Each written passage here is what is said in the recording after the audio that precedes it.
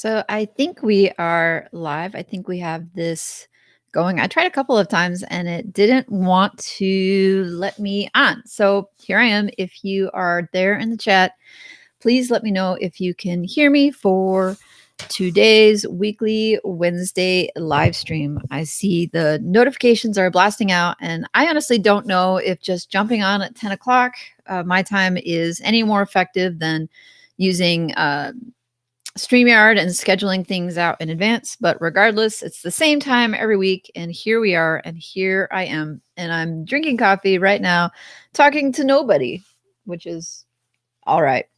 As we wait for people to get the notification, and if you are here, please hit the thumbs up button. Please leave a comment. Please engage in this in some way to tell YouTube that we are here.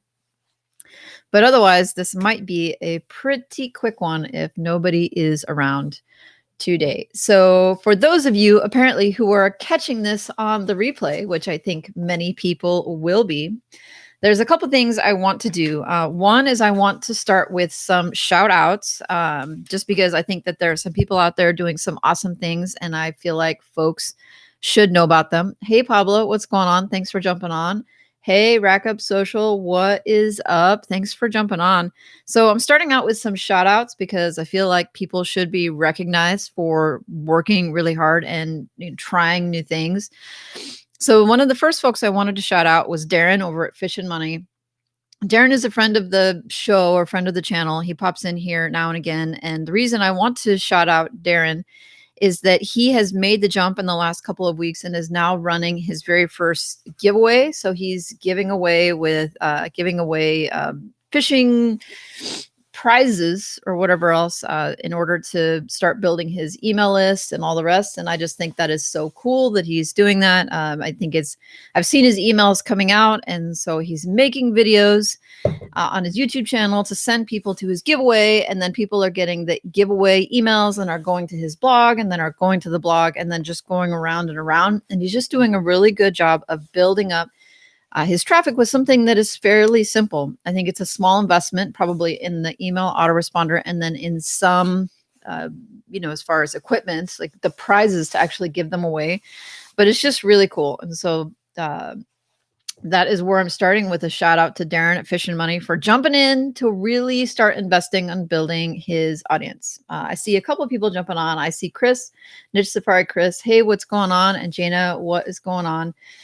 I wanted to tell you, Jana, that now that I'm subscribed to your channel, I see your videos coming through my feed, and I just like what you're doing, and I just want you to keep doing it. I see Sammy, what's going on? So Pablo said he's disappointed with Ezoic video monetization. So Pablo, if you could do me the favor of dropping in just in the chat how that's working out for you, how many videos that you've actually put up, and just how that process is working out for you. I was looking at the feature today in Ezoic, and I just want to know more about people who are actually using it. Hey, Don, what is going on? Hey, Sushi, what is going on? I feel pretty good. I have had several very intense days of doing distance learning with my kids, but we have also done fun things like carve pumpkins and make ridiculous Halloween signs, and enjoying life. And I guess I'm living the dream, living the lifestyle that I'm able to do because I have this life also. So that's what I have been up to. The next shout out. I wanted to just mention that someone else in our community, he goes by the handle Arthur Chicago Design. The reason I wanted to bring this up is because he has recently jumped in and is going hard on his YouTube channel devoted to architecture. And I think that folks in other niches, if they're not in the make money online niche, I just really love seeing people go out and say, okay, I'm going to do this, and I'm going to jump in and put myself out there. And so he went ahead and dropped his link on my video, I think last week. And I just wanted to shout him out. He's got about 270 subscribers now. And when we talked last week, I guess he had 250. So just seeing that growth, like I just love seeing that. Checking the chat, Rack Up Social says, would love to talk about word counts and content planning for new and around 6-month-old sites. Well, Rack Up Social, when you're talking about word count, are you talking about how long of a post to make? because I think that there are folks in the chat who are present right now who probably have some opinions on that. And I definitely know that my opinion on word counts as far as planning out posts have changed. I think in the beginning, I think a lot of us, when we get started, we get really obsessed with achieving a certain amount of words, because there's a lot of content out there that says longer content is better. And the longer the content that you could possibly create, the more likely that your post is to rank. And I think what we're finding, as those of us who are spending more time here online, is that it's an arbitrary word number, like 1,000 words or 2,000 words or 3,000 words can be a really great goal if when you're creating your post, but it's not necessarily going to be the end all. And sometimes it's better to start with your keyword. You say, okay, this is the keyword that this post is targeting, and then going and seeing what the competitors, if you just type it into Google or whatever search platform that you are looking at competing in, whether it's Bing or AOL, if anybody uses that, and then just see what people are posting. Because somebody says, well, how many words should my post be? And I say, I don't know, because I don't know what keyword that you are using, and I don't know what the competition is using. So if my keyword is something that the top 3 posts each have 10,000 words on, then me just telling you to make a post for 1,000 words is going to be basically worthless, because it's probably not going to compete. And so I think rather than saying, every post should be at least so many words, I think what we should be telling ourselves and then telling our colleagues is to Google it, and to Google the keyword, the actual phrase, either it's the seed phrase or the long tail phrase, and just see what comes up and see what the people who are ranking in the top 3 are doing and what those posts look like. Maybe you won't get the exact number. Maybe you won't get 895 words. But maybe you'll get an idea of whether or not it's ebook length or if it's 300 to 400 words. And you think, okay, if it's ranking 300 or 400 words, maybe I don't need 5,000 words, and maybe I don't need to invest $100 in this article. Maybe I only need to invest $15 in this article, or maybe I can jam this out myself and see what happens.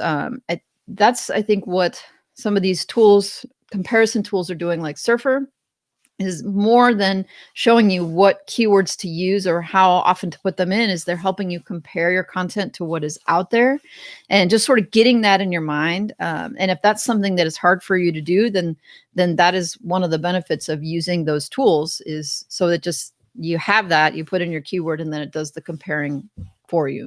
So I wonder if that's what you're asking, because if not, then feel free to let me know if there's more on that specific topic. Pablo, about the Ezoic video beta thing, says it's easy to upload, but I had a cheap RPM. So the way this works, before, when we were going to put videos on our websites, for the most part, the videos are uploaded on YouTube, and then we're doing the embed in WordPress to get it there. And instead, I think what you do is you upload your video to the Ezoic platform, and then you put a placeholder where you want the video to go, and you can pick out which video you want to go where with that placeholder. I am wondering, though, if the RPMs, if that will maybe improve over time as more people are using it, especially as more of the advertisers see that this is a possibility, or potentially as the platform ages, or maybe it has to do with the niche. I don't know. I'm curious, just as this grows and as more people are using it, to see how it plays out and what other people are seeing once they start using it, to see if people's RPM or how much they're earning on the views, how that works out, how many people actually watch one of these videos, and how it impacts the speed of the site. It's just so new right now. I'm kind of in this phase where I'm watching it, and then I'm curious to see how it goes and where it goes. Back to keywords, Rackup Social says, yeah, I'm doing 500 to 2,000 words depending upon keywords.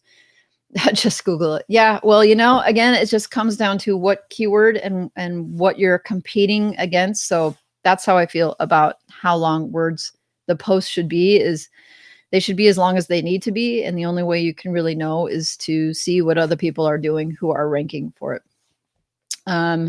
Pablo says, my RPM on YouTube is $1. With Ezoic, it is a few cents. All right. Well, I guess that is disappointing for the folks who are hoping that adding videos to posts could dramatically impact earnings. And you say, okay, well, would it be better to create content for YouTube versus creating content for this video player. And at this point, you would say, well, you'd be better creating content for YouTube than for the video player. But I guess for the folks who aren't monetized or aren't using YouTube at all, then maybe a few more cents per so many views would be better than nothing, because they're not monetized on YouTube. But I know a lot of people are hoping that it would dramatically improve earnings, but I guess we'll just wait and see.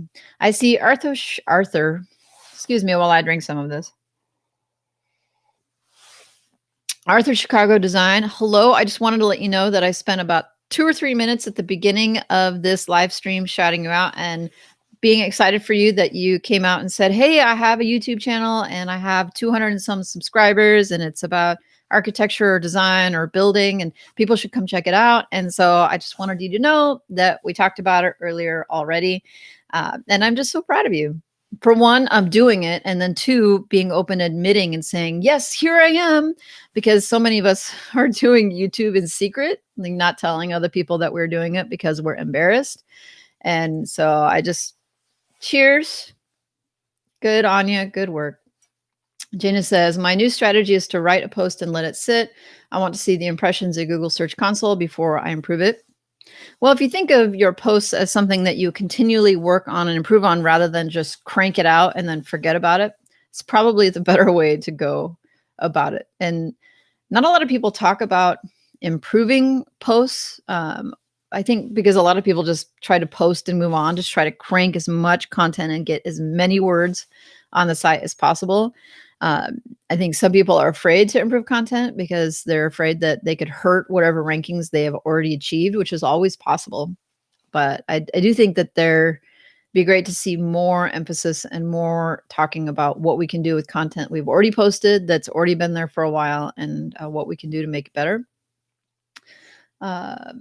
Let's see, Rack Up Social says, great, Jana, I'm also doing that for some. Once I'm getting some traffic, I'm putting in more words. Think if that makes sense. And then just testing, right, to see how it plays out. Does that actually improve the performance and the rankings and the traffic to the deal or not? And actually, that brings me back to something that I worked on a couple months ago. I don't remember if I talked about this, but I wouldn't say I made a deal, but I was approached by Content Refined. I don't know if you remember John Gillum, who's one of the partners of Motion Invest, and one of the arms of his company is Content Refined. And so one of the things that they do is you can pay them to essentially revise or rewrite or to improve the article that you originally wrote. And so sometimes it means creating more content. Sometimes it means doing additional keyword research and all the rest. But they took 2 URLs from one of my websites a couple months ago, and then I let them do their thing. They just wanted to show me what they could do and how it would work. And then I said, okay, well, let's watch it and let's see what happens. And so since they took the URLs and did their improving and then turned it back, I've just been sitting and watching it. And it's been really interesting because one of the URLs didn't do anything at all, right? It didn't change. And then one of the other URLs seems to be doing really well. And when I say really well, I don't mean like it's got millions of views all of a sudden, but while the rest of the site seems to be bouncing around with the capriciousness of the the Google algorithm, this particular post seems to be more stabilized. And so I guess if you're thinking, oh, well, I really like to work on improving some of my articles and I don't necessarily know what to do or how to do, services like that could be the way to go. I'm still sort of withholding judgment on how I feel overall. And if I would say, yes, go out and spend your money there. But in the same vein, it's really interesting to watch at a page level rather than an entire domain-wide level to see how individual pages perform. Arthur says, you are the best, Emilia. And I say, I know. Rack Up Social says, are you doing YouTube? Can't find it on YouTube search. Jana's, so your YouTube channel, I think, is Rent, RENTCE. And, and I was wondering if you were planning on making that YouTube channel maybe something that's more, I don't want to say brandable because I don't want to be critical, but something that's easier to say, hey, yeah, Jana is that wonderful mortgage lady, or just something that is more memorable, because then it's really easy to shout out here. I'm happy to shout you out here on YouTube. It says, hey, Jana is over on YouTube at blah, blah, blah. So I'm just super curious about that. Pablo says, Carl had a good RPM with Mediavine. Sorry for coming here to cry. I don't mind if you come here to cry. That's the whole purpose of this, is to come here and complain or moan or talk about our experiences, because then the people who come back and watch these live streams later get the benefit of our experience. I just would like to also see how it performs for folks, especially folks that have access to both, right? People who have done Mediavine and have also come back and tried Ezoic. So yeah, no, I don't think you should feel bad or apologetic for coming in saying, boo-hoo, woe is me, because it helps all the rest of us. So that's my point. Rack Up Social says, do you do keyword research on your own? And how are you doing SERP analysis? I do, because I hate spending money on things. And that's something I need to get over in 2021 if I want to actually really grow. Outsourcing has been a challenge for me, not because I can't afford it, but because I'm a control freak. But that is holding me back. How am I doing SERP analysis? Mostly by Googling and then seeing what comes up and then deciding whether or not, based upon what I see, whether I think it's something that's worthwhile to compete against based upon what I see. So have I used Surfer? I have. Do I recommend it? For some folks, I do, especially folks who really like data. Surfer sort of overwhelmed me a little bit. I'm not gonna lie, it just did. It just had so many features and it had so much data, and I felt like a moron most of the time when I was using it. But I think a lot of people who are smarter than me probably don't have problems with it. I wanted to give myself a quick pat on the back. I'm going to do it right now, because this YouTube channel and you folks coming here weekly have helped me cross the 150,000 lifetime view mark. And that's an arbitrary reason to pat myself on the back, but I'm going to do it again. Why not? And also, before I jumped on, I checked over on Buzzsprout, which is where I'm using to host my podcast. And I noted that I had 999 downloads in the last 6 months, which is not that many, but for someone who only talks about her podcast here on YouTube randomly and sporadically, to have basically 1,000 views is still something that I'm excited about. I like, my podcast is my pet project. So to come over here and be able to say, woohoo, I got 1,000 downloads on a podcast. I mean, how many people start these and never post more than 2 or 3 episodes, or only get a couple downloads, and they're like, it's a scam. People don't really do this. Well, for me, it's a personal success. And so I know. So folks who are out there thinking about podcasting, I just can't say enough positive things about it. No, it doesn't. I'm not rolling in cash, and I don't have like one of those money guns like John Crestani, where he's like shooting cash out. No, I don't have one of those, but it's still really fun. And I still think that people should do it. And if people want to talk about podcasting, let me know, because it would be fun to talk about podcasting more. I just know a lot of folks in this group aren't into podcasting, so I don't belabor it too much. And the reason I know that most people aren't interested in podcasting, because I'm watching the viewer count on this right now. As soon as I say podcasting, it goes. Now, whenever I post videos about podcasting, I get a bunch of like the thumbs downs on my videos. Who does that? Apparently a lot of people. Oh, man. Jada says, awesome. Emil says, just popping in to say, hey, have to put my kids to sleep. Hey, I also wanted to pat you on the back for getting some sites into your ad network. I just think it's great, Emil. I wish I had a way to like trumpet and help celebrate your success. I just think it's great that you are working so hard. Robert Downey says, hello. And I say, what's up? Welcome back. Haven't seen you in a while. So you'll have to let me know what is going on with you and your business lately. Really quickly, I wanted to do a quick note here on my notes. I hate to keep talking about Just Start because I think for Ezoic's Just Start, because I think the people who are in it are in it. But I have continued to get messages and emails from folks who either thought they were in and then didn't get the approval or decision email on October 9th. So what I've been able to do is hook people up individually with the Just Start people, the people who are managing that, because sending an email to just the regular support at Ezoic doesn't seem to be getting a response quickly enough for the folks that are interested in that. So I just want to shout that out again. I was able to help someone yesterday get connected with the Just Start people. And so if you're one of those folks who's still waiting, you're like, I should have gotten an email on October 9th and you haven't gotten anything. And you're starting to wonder, did my domain get in? Did I apply correctly? Was there a technological blip? You can reach out to me. I can try. I don't have any of these answers, right? I don't work at Ezoic, so I don't have a computer that I can go and check these things. But if you need help, I will do whatever I can to help you out. I also wanted to shout out somebody who is not a friend of this community. Not that he is like anti this community, but his name has come up a couple times, and his name is Sasha Yanshin, SAHAYANSHIN. He's been recommended to me as someone to follow for a while. Jada says, I need a cash gun. I know, but I would have like $4 to put in it. So it would be really underwhelming.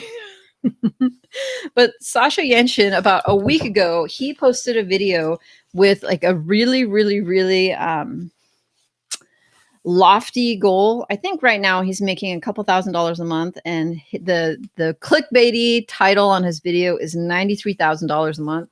And he just came out and says, okay, I'm really going to focus in because, you know, in 9 months or 12 months or whatever, he says, I want to make $93,000 a month and spend some time laying out what he intends to do. I think that is, oh boy, that would be amazing, right? If you could go from making a couple grand a month to making $93,000 a month. But, and I worry that someone who's got lofty goals like that is setting themselves up for failure.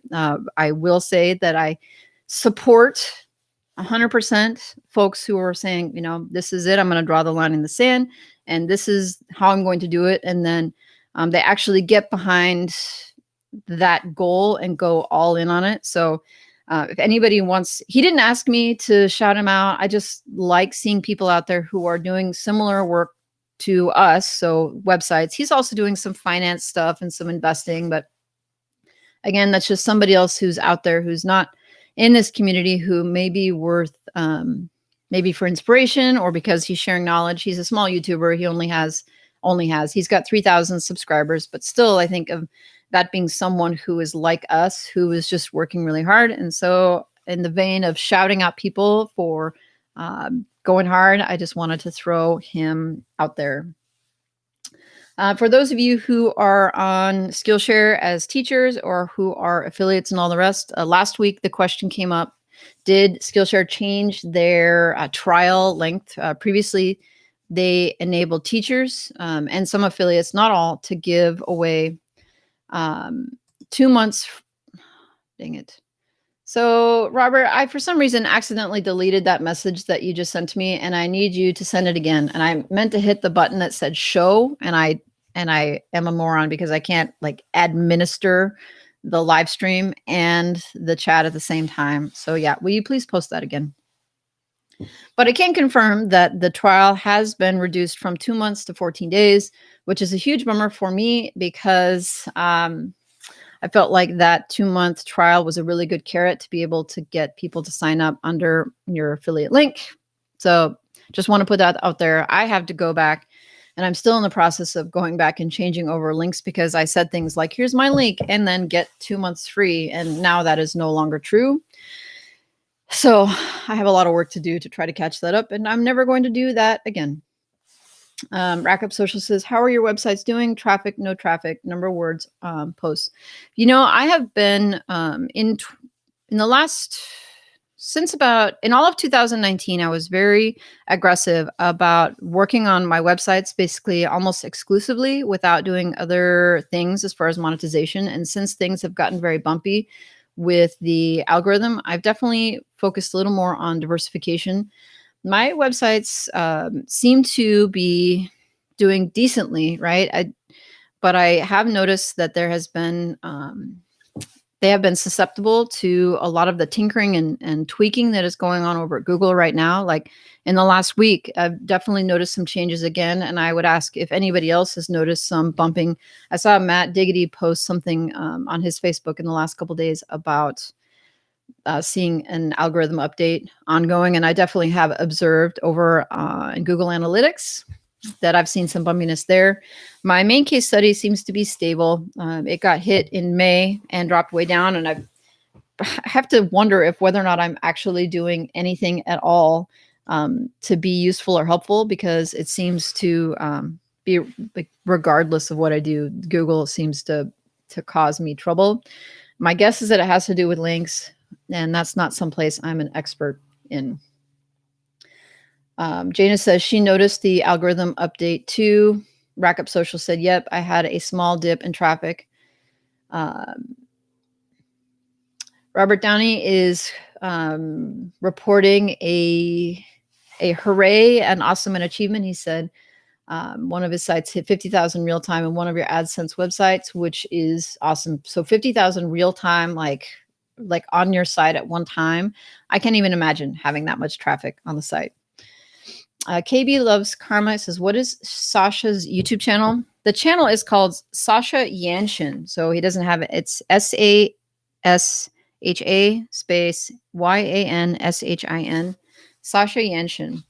I've started putting his content on in the background when I'm watching him. I'll see if I can remember to put something in the community post later, just so folks can, I'll find a place to put that video. Let's see. Rack Up Social says, I have also done some links, so they have been indexing and getting traffic up. Yeah, I think that links are definitely critical.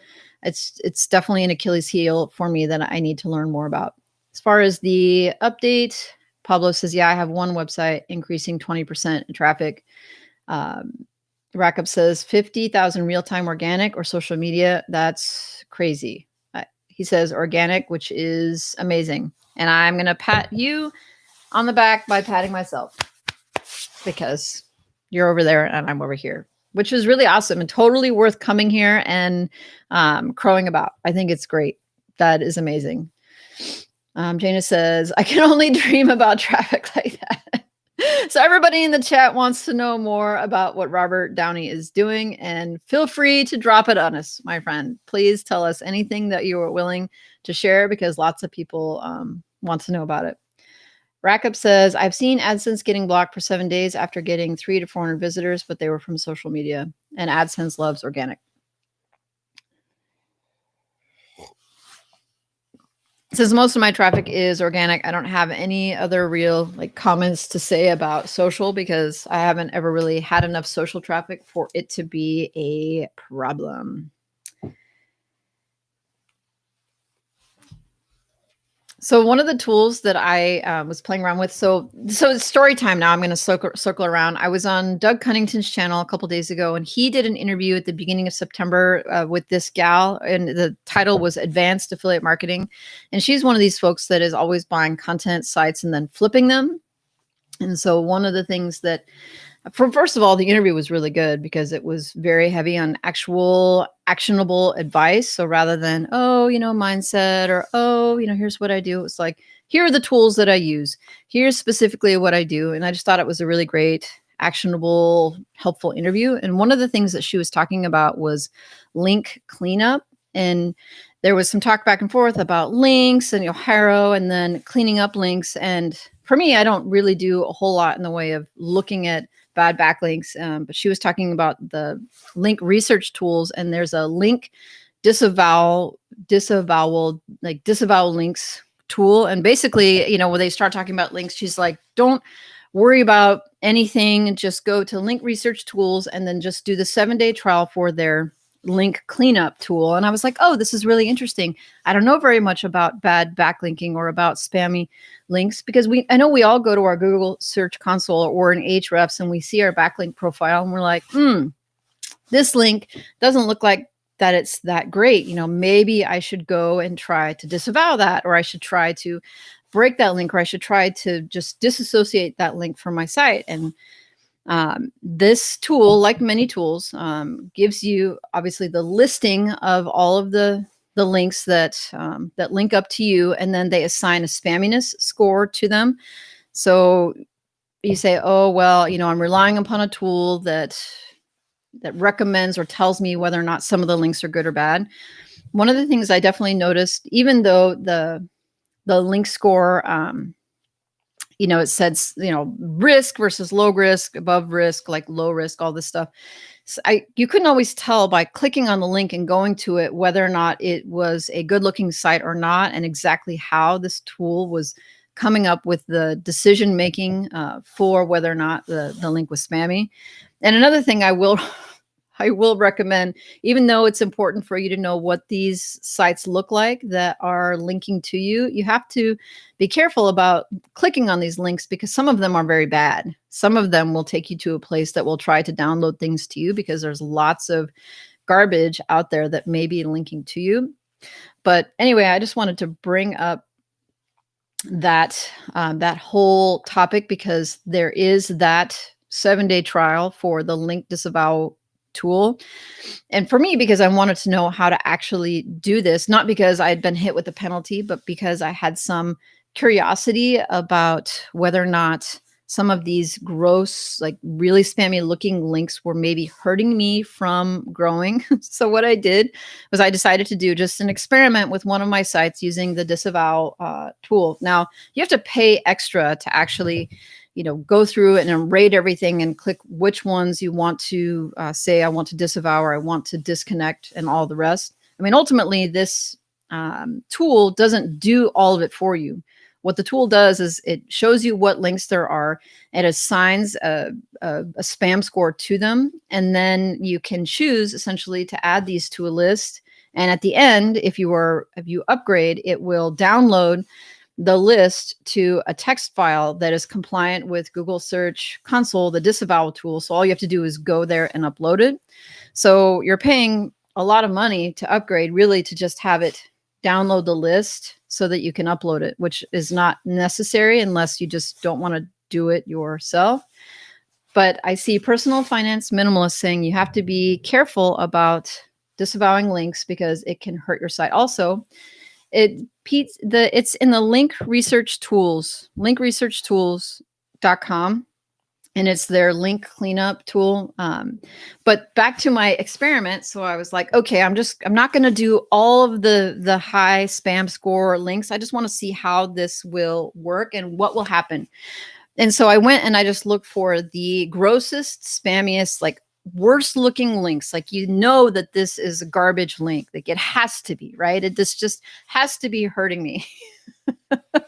And so I made a list of about 40 of these links that were just garbage. Like, you click on them and they just try to do something bad or malicious, or they were just stuffed with stuff, right? And so that I went on one of my sites and then I just uploaded the file to disavow, right? So you would say, oh, these links are so bad, Google must know that they're awful. And they could only help my website by getting rid of these terrible, horrible, awful links. Well, the summary of what happened was, the next day after submitting this disavow file, the traffic on the site went like, just dropped like a stone.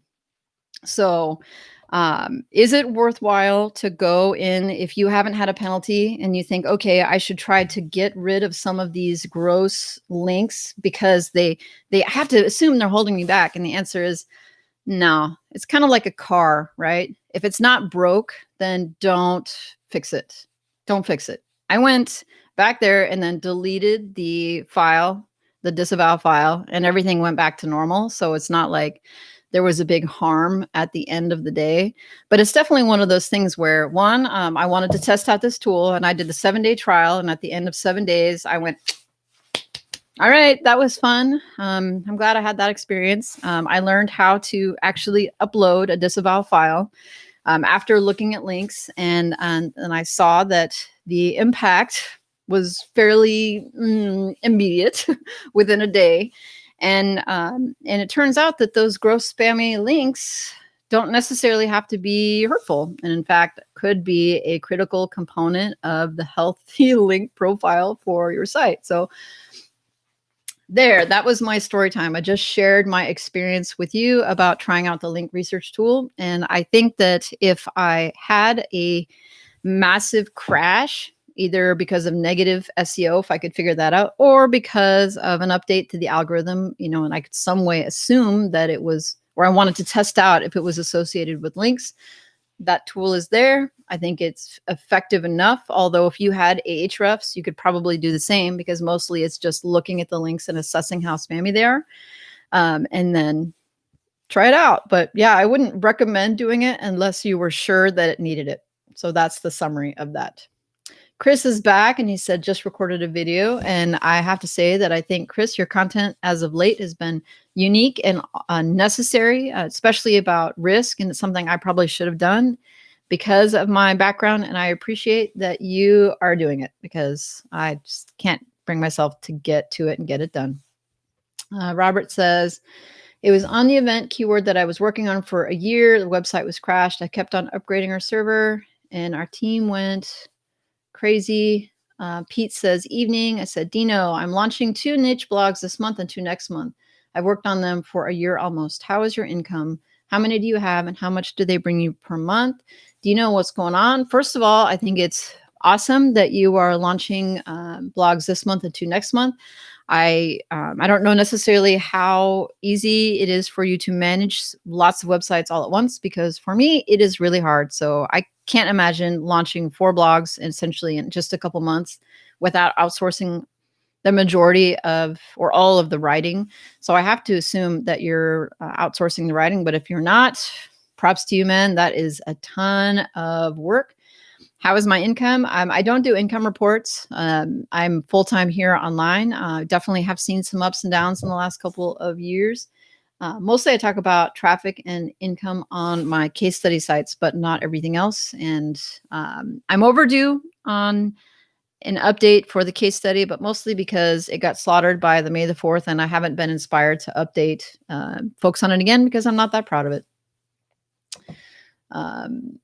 Let's see. Jana says, don't touch the links. I said, I know. Personal Finance Minimalist says, Google can tell if a site is spammy and ignore the link. No need to disavow. Well, if that's the case, then how come things went south? Because you'd say, okay, well, Google has already assessed that this link is valueless and there's no point in doing anything with it. I mean, clearly there was something. Maybe it was just one of the links. Maybe I just was wrong on one of them, and maybe it was just one. I guess it wasn't really an objective test, because I disavowed like 40. So on a one-on-one basis, maybe Google and I disagreed about one of them being spammy or not. But they were so bad. Like, they were so bad. So bad. I can't imagine that Google would say this. If Google was a person, right, and sitting there with a cup of coffee, like, Google would know. They would know. Pete says, well, the spammy links will still be delivering some benefits for ranking. I mean, they do. It's just obvious from my little experiment that they do. So Robert says, every website has different effect with different links. I mean, so true. It's hard to say blanket, like, just because I did this, you should do that. What I believe in is experimenting and then learning for yourself, and then you have your own opinion. That's what I like to do. Ryan says, how's Prime Day been so far, everyone? I sold around 850 products yesterday, and usually it's 350 to 400. Well, first of all, good on you, mate. As some people would say, I'm going to pat you on the back. See, for me, I don't do a lot with Amazon Associates, so Prime Day is kind of like, this is the same. But I should go and check to see if I've had any uptick whatsoever, because I am curious. Feed says, do you use any link manager like Genius Link or AMZ Watcher? I don't, because I don't do a ton of affiliate marketing stuff. I do mostly content sites monetized with ads. Josh Coop says, or Pete says, at Josh Coop, what's your YouTube channel? It's Pro Income Blogger. Pro Blogger Income. Pro Blogger Income. Isn't that what it is? Pro Blogger Income. Now I feel like I need to check, because I think that Pro Blogger Income. There you go. Pete says, Google's not a person. Folks, I think people should also realize that the YouTube algorithm is not a person.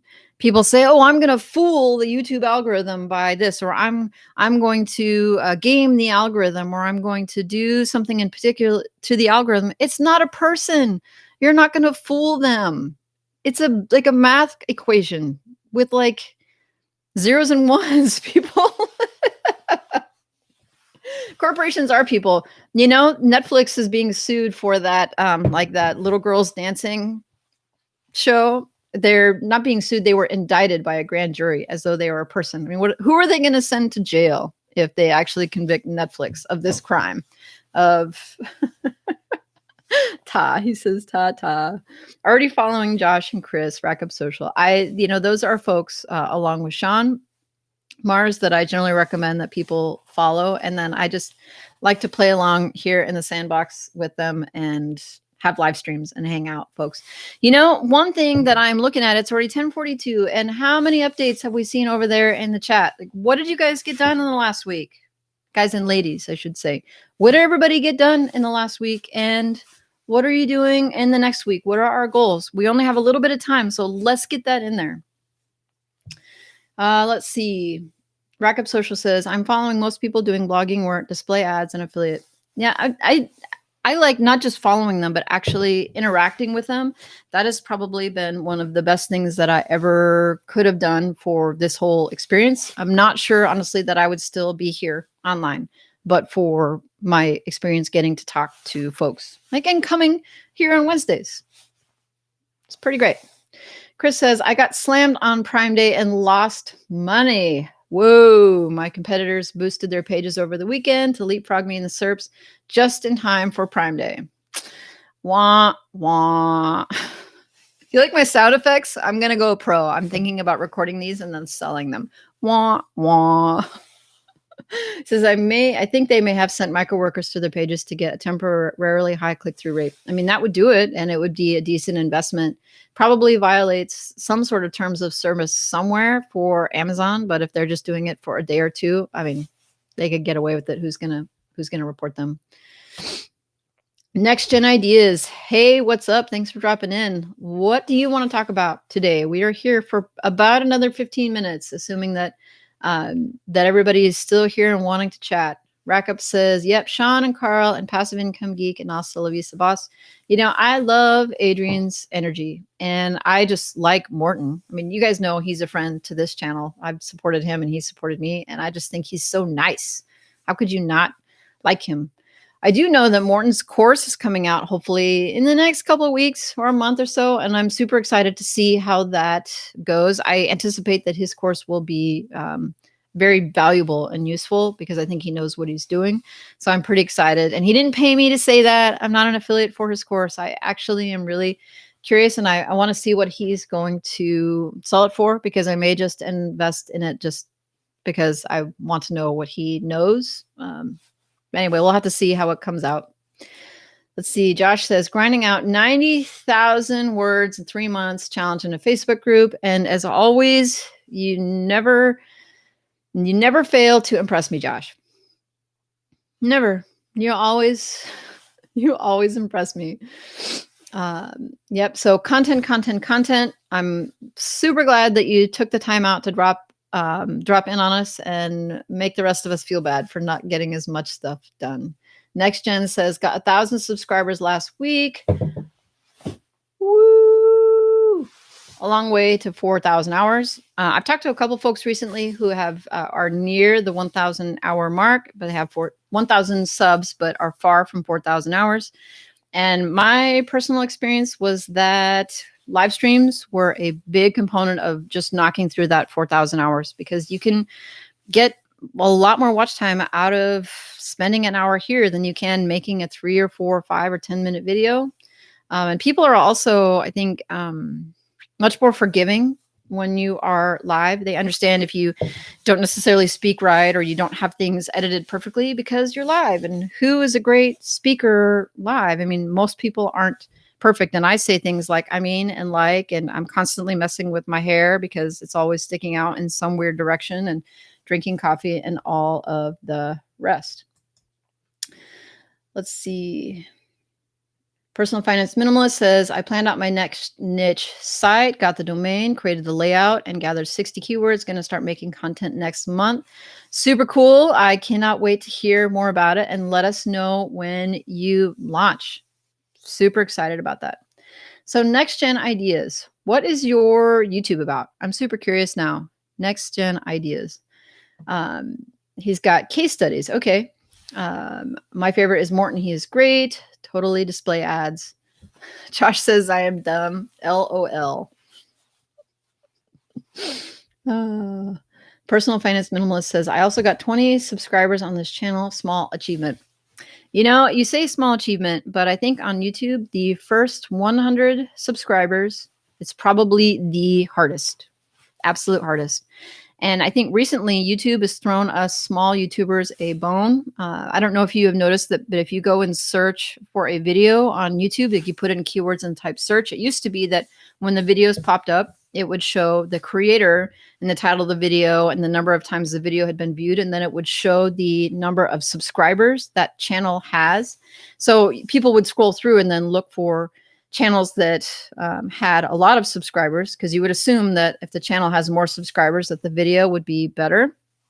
And they've deleted that. So now it puts small channels on the same footing as the big channels. I mean, not necessarily with the number of views for the video, but at least small subscribers versus big subscribers, the viewers cannot tell the difference. And I think that is a really smooth move that will help. I mean, it won't level the playing field, but I think it will help. Because I think I'm myself included, as I'm scrolling through YouTube, I look at the big channels. I assume on some level that those bigger channels create better videos, and they've taken that away. So now it encourages people to click on and then see.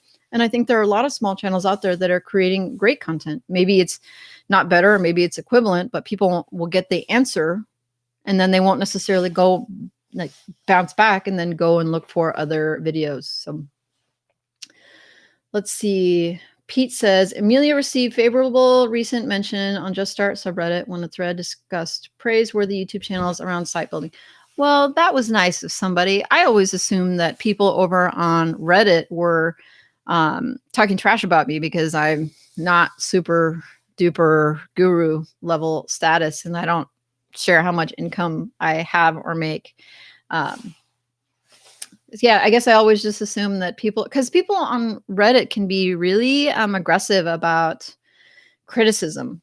Like, that is a place where people not just want to be honest, but they want to be like brutal, like destroy the people they hate sort of criticism. So I've actually gone over there and like typed in my name to see what would come up. And for the most part, I haven't seen anything pop up, but that was cool. Let's see. Personal Finance Minimalist says, I could always turn off subs from people seeing them. I guess it's automatic now. It's not automatic now. So people still go to your channel. They will see them. It's just in the results. Frankly, if I go to a channel, like go to their watch page or their main page, and I see that their subs are turned off, I assume that they don't have that many subs. And I think a lot of us who are around here make that assumption. I don't know that people who are not experienced with YouTube would make that assumption one way or another. But I just like in the search results page that they're no longer delivering how many subs that creator has, just because I think it influences which video people pick. Now they're more likely to look at views and look at the thumbnail, which maybe views isn't the right amount, but at least it takes away that other data. Pete says, the Just Start subreddit are against gurus. Ban mention of income school.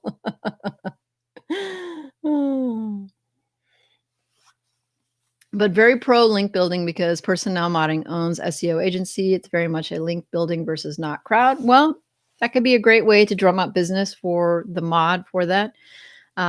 I think most of us on some level, even if we're not actively link building, will agree that links are important. It's just a question of how aggressive we're going to be about trying to create them and what method or madness, if any, we will employ to make that happen.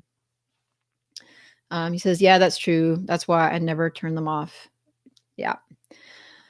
All right. Well, folks, we've been here for 50 minutes. I have laughed, I think, several times today, which I very desperately needed. There's not a whole lot going on out there in the world right now that makes, like to have some belly laughs or to be excited about. And so thank you for coming here today and supplying me with a couple of those opportunities. As always, keep up the good work. We will see you next week on Wednesday. Same, what is it? What did Batman, what was it? Same bat time, same bat channel. Yeah, I need sort of a branding, like a sign off. That's how the cookie crumbles. See you next week, everybody. All right. Take care.